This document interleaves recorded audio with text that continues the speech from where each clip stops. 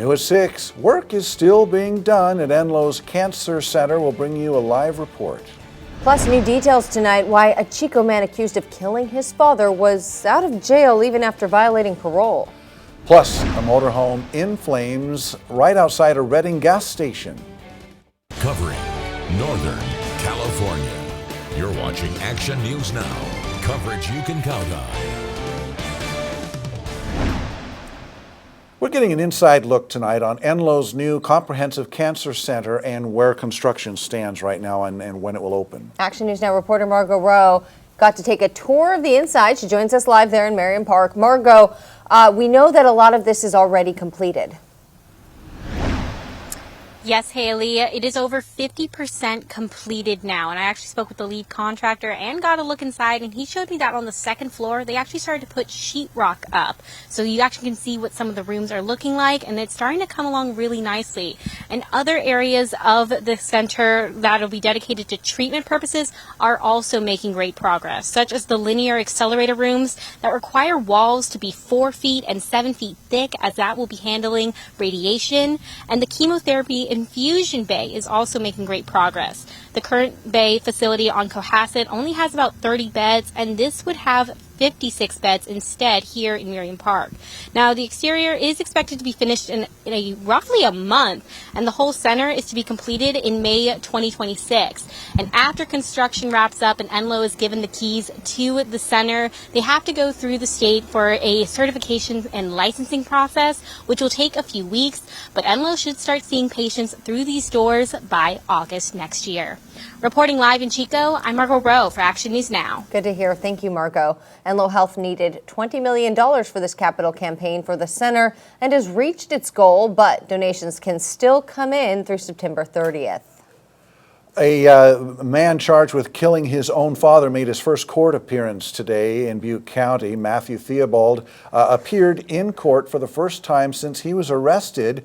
And he was expected to be assigned an attorney. He's accused of murdering his father just this week on Monday at a home on West Sacramento Avenue. Sheriff's deputies say they found his father, Lenny Doe, dead at the scene with gunshot wounds. Action News Now learned that Theobald had a long list of crimes. The DA says Theobald was actually out on parole at the time of the shooting, but violated the terms by cutting off his ankle monitor, and that after his arrest this month, he was released because the Butte County Jail ran out of space. Prosecutors are confident in their case. A very strong case. As indicated in the sheriff's press release, we caught part of the shooting on the 911 dispatch tape. The victim, father, called in as the defendant was shooting him. Theobald is now in the Butte County Jail, faces 25 years to life for first-degree murder if convicted. We're also learning more about the man who died in the shooting. The owner of Bob's Concrete Pumping, Jerry Henderson, says he worked with Lenny Doe, who was 52, for more than 22 years.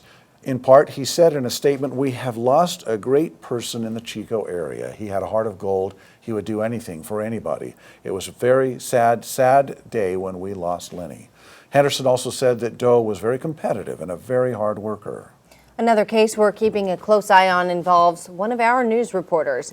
Keanu Seichow appeared in court today. He's accused of vandalism while using racist comments toward Action News Now reporter Nathan Espindula. It happened when Nathan was covering the news for our morning show just 3 weeks ago. The judge allowed the defense to have Seichow apply for mental health diversion. If granted, he would be diagnosed to see if he has a mental illness. And if he does, he cannot be prosecuted unless it can be shown that he's a danger if not tried, which is, according to the district attorney, a very high bar. The legislature says to avoid mental health diversion, that the prosecution has to prove that he is dangerous, that he would most likely commit a super strike, murder, or rape. Even if Seichow receives the mental health diversion, he could still be required to pay restitution for the camera that he allegedly broke that morning. Seichow's next court appearance is November 6th, as his preliminary hearing was extended because of that mental health diversion process. New at 6, Chico State University police need your help. They say a silver 2015 crew cab Toyota Tacoma was stolen from University Village earlier this week. Take a look at the photos released by the police department today. The truck has a California plate, 2 distinct white stickers in the rear window, and a small dent on the driver's side rear bumper. So if you spot it or have any information, call the University Police or contact local law enforcement. A live look from Alert California's Bald Eagle Mountain camera shows Plumas County on this Thursday of fall, and gosh, it's beautiful outside, barely a cloud in the sky. And a lot of sun there as the sun sets very bright in that camera shot. And Howie joins us now to talk about what we can expect going into this evening. Yeah, very nice for our third day, but by our fourth day of fall, we're going to be pushing 100 degrees once again in the valley, so not really a fall feel. The rain is a little bit of a resemblance of fall, but it's very light, and really most of anything that did fall was not even in our area, where the strongest storms were down there closer to Lake Tahoe. But again, we were right around average today in the lower 90s, so on the hot side, not as hot as yesterday's 100s. Now, here's our winds at the moment. They're on the light side, but the movement of the atmosphere is going to spike these up out of the north tomorrow on the strong side. That will allow potentially for critical fire weather conditions. Here's our relative humidities at the moment. So they're on the higher side today, but these are going to drop. Again, we're looking at red flag warnings. We can see 10 to 15% relative humidity levels and dry, sinking, gusty air winds out of the north from 15 to 30 miles per hour. So here's a look at it. Moisture levels down, winds going up, heat going up. So we're going to jump from low today to high, to borderline very high for significant fire risk potential for tomorrow. We'll talk more about that coming up in a few minutes. Thanks, Howie. Redding City firefighters raced to stop an RV fire at the Comet gas station at East Cypress and Bocelli Lane this afternoon. The call came in about 1:30 and firefighters arrived. They said they found the motorhome fully engulfed in flames. Now the battalion chief there, Mike Sawyer, tells Action News Now they were able to protect the building from catching fire. The building was in danger of catching fire. So one engine put the fire out, another engine protected the building, had the fire out within probably 7 or 8 minutes. Chief Sawyer says one bystander was injured but declined medical treatment. Investigators determined the RV caught fire as it was being jump-started. A motel on Cypress Avenue in Redding is getting pushback from city officials tonight because police say more than a dozen registered sex offenders and arsonists are being housed there. Action News Now reporter Blake Mayfield went to the guest place, Inn and Suites, and the police department to learn more. Earlier this week, it was revealed that the Guest Place Inn and Suites on Cypress Avenue is housing 18 registered sex offenders and arsonists.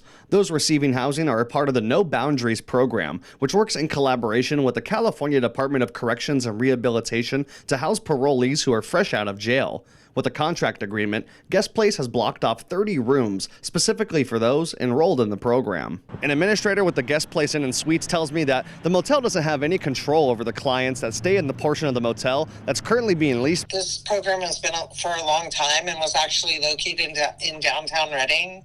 And so this is really just a location change, not a new program that we've signed up for. The administrator told me that Guest Place is not legally allowed to disclose the type of client staying there, even if families or young kids are staying at the motel overnight. Whatever is happening is between No Boundaries and the state agencies, not with the city. Yesterday, City Council member Dr. Paul Danuka expressed his disapproval of the situation in a Facebook post. He says he's looking into passing an ordinance within the city to outlaw clientele who may be arsonists or sex offenders from staying at Redding area hotels. I would like to probably bring a town hall meeting and bring them in the room so that public can directly ask them questions. These hotel owners, hotel managers, or No Boundaries, and the city staff to see they can answer public's questions directly. Redding Police Chief Brian Barner told me in a statement that he plans to meet with the hotel owners in the coming weeks and urge them to reconsider their clientele. He added that the city of Redding is not making any money off any of the transitional housing programs. Reporting in Redding, I'm Blake Mayfield, Action News Now. We reached out to No Boundaries for comment via email and by phone. We'll let you know if we hear back. A big change is coming for the Chico Housing Action Team, also known as CHAT, with the upcoming retirement of 3 of its founders. Action News Now reporter Bea Barbosa joins us live from the site of the newest Chat project on Highway 32 in Chico. And Bea, Chat's made a significant difference in the community since it first started up. Yes, Alan, Chat is a nonprofit that provides affordable housing solutions for the homeless. In the nearly 12 years since it started, Chat has provided housing for hundreds of people through various projects. Now, the most recent project is actually going to be just behind me here. It is currently in the early phases of construction. This will be Builders Village. As the three founders are retiring next week, though, the organization has been reflecting on what the future of it will hold. I spoke with Bob Trausch, one of the founders, about what the future of the organization will look like and where it's heading. He says he knows the staff and volunteers who make up Chat will carry the vision the founders started with into this next phase. Trausch also tells me that he is happy he gets to see the Builders Village project under construction as he enters into his final days on the board.